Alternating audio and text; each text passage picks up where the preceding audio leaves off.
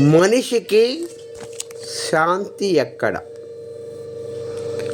మనిషికి నిజమైన శాంతి తన మనస్సులోనే దొరుకుతుంది.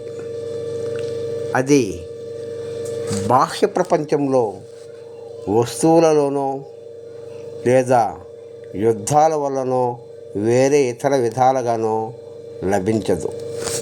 మంచి మనసు, ఇతరుల పట్ల గౌరవం, హాని చేయకుండా జీవనం సాగించడం, ప్రస్తుత కాలంలో అంటే ప్రజెంట్ టెన్స్లో జీవించడం ద్వారానే శాంతి సాధ్యమవుతుంది.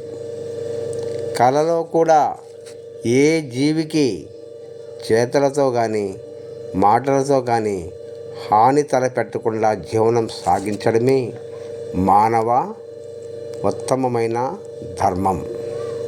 ధ్యానం, యోగా, కర్తవ్య నిర్వహణ, మనశ్శాంతికి ఇవి ప్రధానమైనటువంటి మార్గాలు. శాంతి లభించే ప్రధాన మార్గాలు. నిజమైన శాంతి మనస్సు నుంచే మొదలవుతుంది.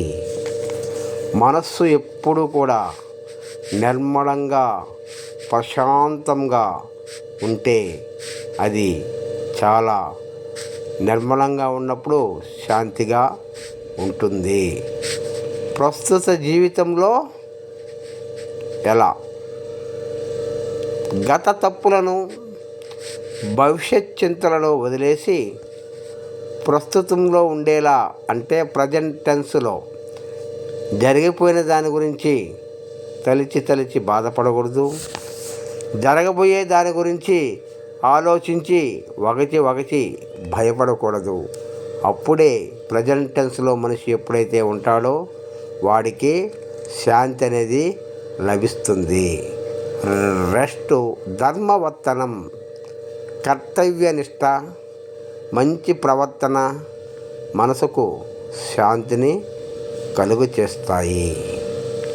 ఆరోగ్యకరమైన జీవన శైలి, ఒత్తిడి లేనటువంటి జీవితం, యోగా, ఆరోగ్యకరమైనటువంటి ఆహారాల వల్ల మానసిక ప్రశాంతత అనేది చాలా పెరుగుతుంది. ఈ విధంగా ఒత్తిడి లేని జీవితం, యోగాలు చేయడం, ఆరోగ్యకరమైన ఆహారం ఎప్పుడైతే తీసుకుంటామో మనసుకు ప్రశాంతతను కలుగుతుంది. నెక్స్ట్, సహాయం చేయడం. ఇతరులకు హాని చేయకుండా సహాయం చేసే గుణాన్ని కలిగి ఉంటే అది మనిషికి శాంతిని ఇస్తుంది.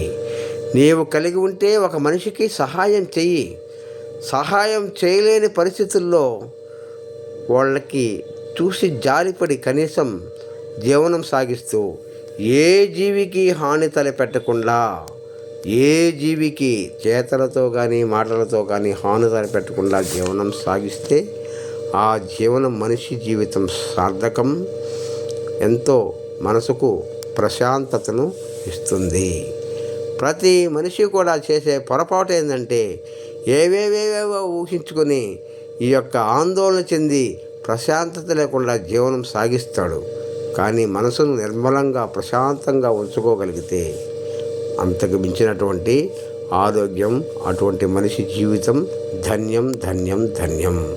అక్కడే మనిషికి శాంతి అనేది దొరుకుతుంది. తన మనస్సులోనే శాంతి ఉంది. ఆ శాంతిని తెలుసుకోలేక ఎన్నో అగచాట్లు పడుతూ ఉంటాడు మానవుడు. కాబట్టి తన మనసే, తన మనస్సాక్షే, తను చేసే మంచి పనులే తనకు మనస్సుకు శాంతిని కలిగిస్తాయి.